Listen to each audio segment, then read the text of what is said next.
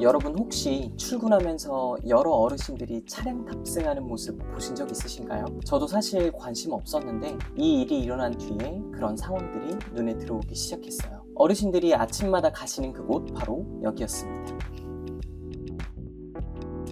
궁금하다면 큐! 안녕하세요, 큐케어입니다. 이번 영상은 주간보호센터를 이용하기 전 반드시 알아야 할 3가지에 대해 찐 후기 알려드리도록 할게요. 아직 영상을 시청하지 못하신 분들은 위에 링크를 참고해주세요. 주간보호센터 방문 후기를 말씀드리기 전에 이것부터 이야기해보려 해요. 이 3가지 중에 한 가지라도 해당되신다면 반드시 이 영상 시청해주세요. 첫 번째, 부모님께서 갑자기 다치신 경우에 그제서야 케어 정보를 급하게 찾은 경험이 있다. 두 번째, 찾아도 궁금한 내용을 찾기란 쉽지 않았던 경험이 있다. 세 번째, 케어하는 실제 생활이 궁금했지만 따로 시간 내서 알아보기 어려운 경험이 있다. 어떠세요? 해당되는 내용들이 하나라도 있으신가요? 그렇다면 지금 보시는 이 영상이 분명 도움되실 거예요. 부모님, 할머니, 할아버지가 계신다면 이 영상 끝까지 보셨으면 좋겠어요. 주간보호센터, 사실 저하고는 아무 상관없는 곳이었어요. 그런데 가족이 케어를 받아야 할 때 관심이 가기 시작했어요. 이런 상황이 생기면 이런 흐름으로 지나가더라고요. 예측할 수 없이 갑작스럽게 상황이 생기고 가족들은 당황하고 급하게 케어 정보를 찾고 선택하게 돼요. 그런데 이 흐름에는 함정 2가지가 있어요. 대개 가족이 케어를 받아야 할 때 그제서 정보를 찾게 되더라고요. 저 또한 그랬거든요. 그런데 이것보다 더 큰 함정은 정보를 찾는 시간이 부족한데 빠르게 판단을 해야 하는 상황이 생기더라고요. 근데 그거 아세요? 정보를 막상 찾으려고 하니 뭐부터 찾아야 할지 모르겠더라고요. 그리고 진짜 궁금한 내용을 찾기란 쉽지 않았어요. 큐케어는 이런 경험을 하셨던 분들에게 반드시 도움될 영상을 제공해 드립니다. 이제 주간보호센터를 이용하기 전 반드시 알아야 할 3가지에 대해 알려드릴게요. 첫 번째, 서비스 이용 서류 준비. 우리나라에 노인장기 요양보험이 있다는 사실 알고 계신가요? 2007년 제정된 이 법은 급속한 고령화 추세에 따라 노인분들에게 장기요양급여를 제공하는 사회보험법이에요. 이번에 방문한 주간보호센터 또한 장기요양급여를 제공하는 센터이기 때문에 이용하기 전 건강보험공단에서 장기요양 인정 신청을 하고 등급 판정을 우선 받으셔야 해요. 시간이 없으시다면 이용하려는 주간보호센터에 바로 전화 주시면 신청 방법도 도와주신다고 하니 참고해주세요.